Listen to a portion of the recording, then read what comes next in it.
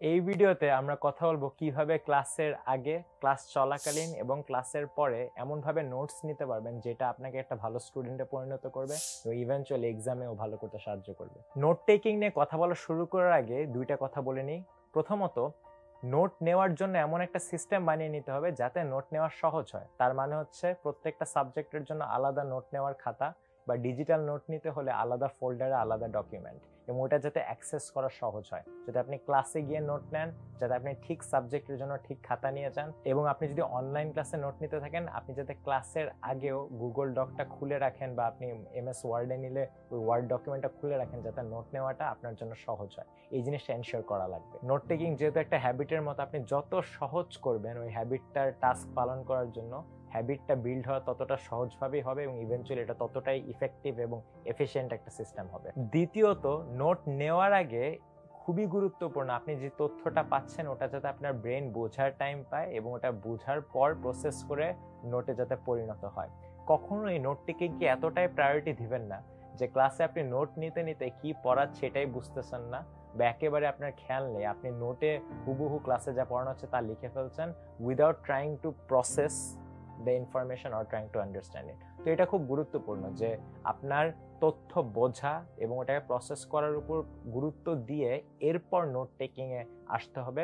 কখনোই note taking a কোনো কিছু বোঝার উপরে রাখা যাবে না। বছরের শুরুতেই আপনার যা করতে হবে, বা ক্লাসের শুরুতেই, ক্লাস মানে হচ্ছে পুরো কোর্সের শুরুতে আপনার নিজেকে কোর্সের সিলেবাস বা ক্লাসের সিলেবাসটাকে স্কোপ করতে হবে। এটার মানে হচ্ছে আপনার বুঝতে হবে যে একটা ক্লাসে কি ধরনের প্রশ্ন আসে। এটা সাধারণত সিলেবাসে দেখলে হালকা একটা আইডিয়া পাওয়া যায়, আগের বছরের প্রশ্নর পত্রগুলো দেখলেও একটা হালকা আইডিয়া পাওয়া যায়। যদি ভালো সিলেবাসও না থাকে এবং আগের বছরের প্রশ্নপত্র পরীক্ষার ওগুলোও না থাকে, তখন ক্লাস 8-এ যদি বিজ্ঞান পড়ছেন বা 9-এ যদি বিজ্ঞান পড়ছেন, তার আগের বছরে 7-এ যে বিজ্ঞান পড়ছে তার মধ্যেও অনেক সিমিলারিটি পাওয়া যায়।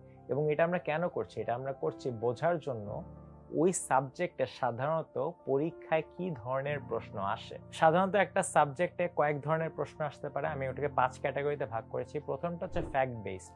ফ্যাক্ট বেসড প্রশ্ন হচ্ছে আপনাকে হোয়াট জিজ্ঞেস করে, টার্মস, ডেফিনেশন, কোন বছরে কি হয়েছে, ওইটাকে ফ্যাক্ট বেসড প্রশ্ন করে, এবং এটা বিভিন্ন ধরনের সাবজেক্টে এই ফ্যাক্ট বেসড প্রশ্নগুলো কমন। দ্বিতীয়টা হচ্ছে প্রসেস বেসড বা হাউ জিজ্ঞেস করে। এটা সায়েন্সের অনেক সাবজেক্টে দেখা যায়। কোন একটা কেমিক্যাল রিয়াকশন কিভাবে হলো, কোনো একটা মোটর কিভাবে নড়লো, এগুলোর উপর অনেক হাউ টাইপের কোয়েশ্চেন করা হয়, যেটার জন্য প্রসেস জানা লাগে বা বোঝা লাগে। থার্ড হচ্ছে এক্সপ্লেনেশন বেস, ওয়াই বা হোয়াট হ্যাপেন্ড, ওগুলো জিজ্ঞেস করে কোনো কিছু কেন ঘটলো বা ওখানে কি ঘটেছিল। সোশ্যাল সায়েন্স এবং সায়েন্সের অনেক সাবজেক্টে এগুলো দেখা যায়। কেন পলাশী যুদ্ধতে আমরা হারলাম, বা হচ্ছে কেন একটা পানিতে লবণ যুক্ত করলে বয়লিং পয়েন্ট চেঞ্জ হয়, এরকম অনেক প্রশ্নে আপনাকে ওয়াই জিজ্ঞেস করবে। সেই ওয়াই ধরনের প্রশ্ন বা এক্সপ্লেনেশন বেসড প্রশ্ন অনেক পাওয়া যায় সাধারণত পরীক্ষায়। 4 হচ্ছে এক্সারসাইজ বেসড। এগুলো সাধারণত ম্যাথ, ফিজিক্স এরকম কোয়ান্টিটেটিভ সাবজেক্টগুলো দেখা যায়। ওখানে একটা প্রবলেম দেওয়া হয়, এটা সলিউশন আপনার নিজের অঙ্কর মাধ্যমে বা বিভিন্ন টেকনিকের মাধ্যমে করে দেখাতে হবে। এরকম ক্লাসগুলো দেখবেন প্রত্যেকটা প্রবলেম একটা ক্যাটাগরির মধ্যে পড়ে। যখন আপনি ক্লাসগুলো করবেন তখন আইডিয়াটা হচ্ছে আপনি সাইডে লিখে রাখবেন এটা কোন ক্যাটাগরির অঙ্ক। এভাবে ক্যাটাগরাইজেশন করে রাখলে পরে আপনার প্রিপারেশনের সময় খুব সহজ হবে। ফাইনালি হচ্ছে এসএ বেস ক্লাস, যেখানে আপনাকে কোনো টপিকের উপর বিস্তারিত মতামত চাবে, যে benefits of science in our day to day lifes. সব এসএ বেস ক্লাসের বা কম্পোনেন্ট যে থাকে কোনো ক্লাসে, এগুলোর জন্য আলাদাভাবে নোট টেকিং এর সময় প্রিপারেশন নেওয়া লাগে না। এক্সামের আগে কিছু প্রিপারেশন নেওয়া লাগে, যেটা আমার এক্সাম মডিউল আমি আরো ডিটেলসে দেখাবো। সো যেই 5 ক্যাটাগরির প্রশ্ন বললাম, এই 5 ক্যাটাগরি মিলিয়ে মিশিয়ে সাধারণত একটা সাবজেক্ট থাকে। যদি একটু আইডেন্টিফাই করে নিতে পারেন ক্লাসের শুরুতেই যে এই সাবজেক্টে কিরকম প্রশ্ন থাকবে, ভালো। না পারলেও ক্লাস নিতে নিতেই বোঝা যায়। এরকম 5টা ধরনের প্রশ্ন নিয়ে আমরা ইভেন্চুয়ালি নোট টেকিং এর প্রসেসে চলে যাব। নোট টেকিং এর আগে সময় থাকলে বা ক্যাপাসিটি থাকলে ক্লাসের আগে একবার, ক্লাসের মাঝখানে এবং ক্লাসের পরে আমাদের নোট নিয়ে কাজ করতে হবে। অনেক সময় হবে না, দ্যাটস ফাইন, কিন্তু বেশি গুরুত্বপূর্ণ হচ্ছে আপনি যে চেষ্টা করছেন এরকম একটা প্রসেস বানানোর জন্য। ক্লাসের আগে আমাদের করণীয় কি? ক্লাসের আগে আমাদের আইডেন্টিফাই করতে হবে পরবর্তী দিনে ক্লাসে কি পড়াবে। এটার আগে যা পড়াবে আমরা টেক্সটটা খুলবো, টেক্সটটা পড়তে থাকবো। পড়ার সময় যখনই দেখবো আমি যে 5 ধরনের প্রশ্নের কথা মাত্র বললাম ওরকম একটা প্রশ্নর মতো উত্তর দেখা যাচ্ছে, ওটা আমরা হাইলাইট করে ফেলবো।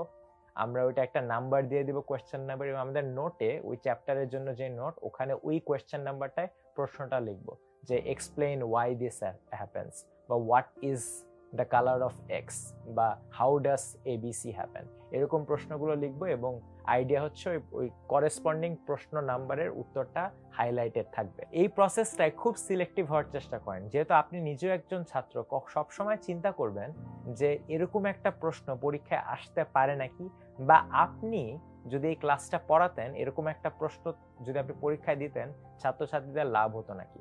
এই মাইন্ডসেট নিয়ে আপনি নোট নেওয়া শুরু করবেন, তখন দেখবেন খুব কমই প্রশ্ন আছে যেটা ভালোভাবে জায়গা পাচ্ছে আপনার নোটে, এবং ওই প্রশ্নগুলোই গুরুত্বপূর্ণ হয়ে দাঁড়াবে। যেগুলো পারবেন ওগুলো টিক দিয়ে রাখবেন, যেগুলো পারবেন না ওগুলো ক্রস দিয়ে রাখবেন। আইডিয়াটা হচ্ছে একটা পয়েন্টে গিয়ে ওই ক্রসগুলো টিক হয়ে যাবে।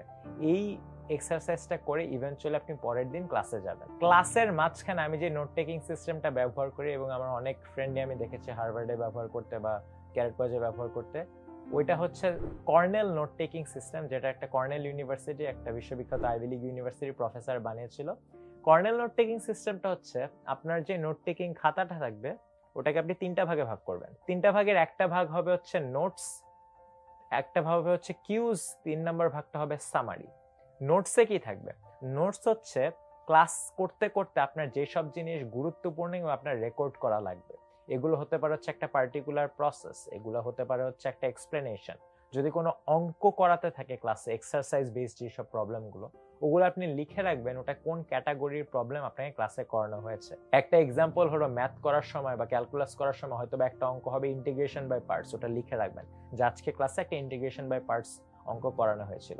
সো বেসিক্যালি পুরা ক্লাসে যেসব কি আইডিয়াগুলো শেখানো হয়েছে যেটা রেকর্ড করার জরুরি, ওগুলো আপনি নোট সেকশনে লিখে রাখবেন। অন্য সেকশনে লিখে রাখবেন কিউজ। কিউজ হচ্ছে বেসিক্যালি আপনি যখন নিজেকে পরীক্ষা করবেন তখনের জন্য যেসব প্রম্পটস বা কোয়েশ্চেন আপনার লাগবে, আপনি যা যা গুরুত্বপূর্ণ জিনিস রেকর্ড করেছেন ওটা রিভিউ করার জন্য যেসব প্রশ্ন কিউজে ওগুলো লিখে রাখবেন। পরবর্তী সময় আপনার রুটিনে যখন আপনি অ্যাক্টিভ রিকল ব্যবহার করবেন তখন ওই প্রশ্নগুলো দেখেই যাতে আপনি উত্তরগুলা রিকল করার ট্রাই করতে পারেন। ক্লাস শেষে আপনি কর্নেল নোট টেকিং সিস্টেমের তৃতীয় অংশটায় চলে যাবেন, ওটা হচ্ছে সামারাইজ করা। সামারাইজ কিভাবে করবেন?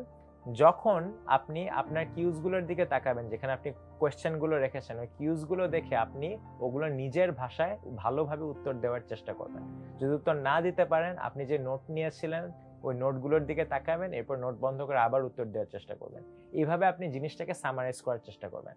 আরেকটা ভিজুয়াল ওয়ে অফ সামারাইজিং হচ্ছে কোনো প্রসেসের জন্য এটা খুব হেল্পফুল হতে পারে, বা কোনো একটা হিস্টোরিক্যাল ইভেন্টের জন্য, ওটা হচ্ছে মাইন্ড ম্যাপ আঁকা।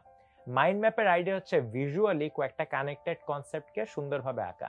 একটা এক্সাম্পল হতে পারে ফটোসিনথেসিস কিভাবে হয়, মাঝখানে ফটোসিনথেসিস রেখে বিভিন্ন অংশে এটা কোন এলিমেন্ট এবং কোন মলিকিউল কোথায় যায়, কোন স্টেজে কোন কি জিনিস হয়, এটা সুন্দরভাবে একটা ডায়াগ্রামে আপনি যে দেখাতে পারেন, ওই ফটোসিনথেসিস প্রসেসটা আপনার মনে রাখতে সাহায্য হবে।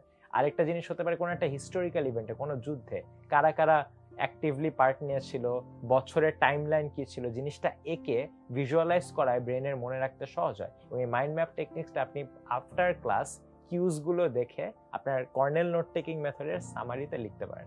এভাবে যদি আপনি প্রতি ক্লাসই ইউটিলাইজ করতে পারেন নোট টেকিং এর জন্য, দেখবেন পরীক্ষার আগে বা কোনো একটা ক্রিটিক্যাল টাইমে যখন আপনি ইনফরমেশনটা মনে করার চেষ্টা করবেন অতটা কষ্ট হচ্ছে না, কারণ আপনার ব্রেন অলরেডি কয়েক রাউন্ড অ্যাক্টিভ রিকল এবং স্পেস রিপিটিশনের মাঝখান দিয়ে চলে গেছে। আফটার ক্লাসের পরও স্পেস রিপিটিশন ধরে রাখতে হয় লং টাইম আফটার ক্লাস। আমি চেষ্টা করতাম যা যা শিখতাম সপ্তাহ শেষে র্যান্ডমলি কয়েকটা রিভিউ করা, কোয়েশ্চেনগুলো দেখে নিজে অ্যান্সার করার চেষ্টা করা, ইভেনচুয়ালি 1 মাস পর, এবং যেহেতু কুইজ বা হচ্ছে ফাইনাল এক্সাম এরকম 1 মাস পর পর হতেই থাকে, ওগুলো ব্যবহার করে আমার স্পেস রিপিটিশন হয়ে যেত। এইরকম একটা সিস্টেম ইমপ্লিমেন্ট করা কঠিন, কিন্তু এখানে কয়েকটা কনসেপ্ট বারবার দেখা যাচ্ছে, আমি এটা বারবারই বলছি, একটা হচ্ছে অ্যাক্টিভ রিকল, একটা স্পেস রিপিটিশন।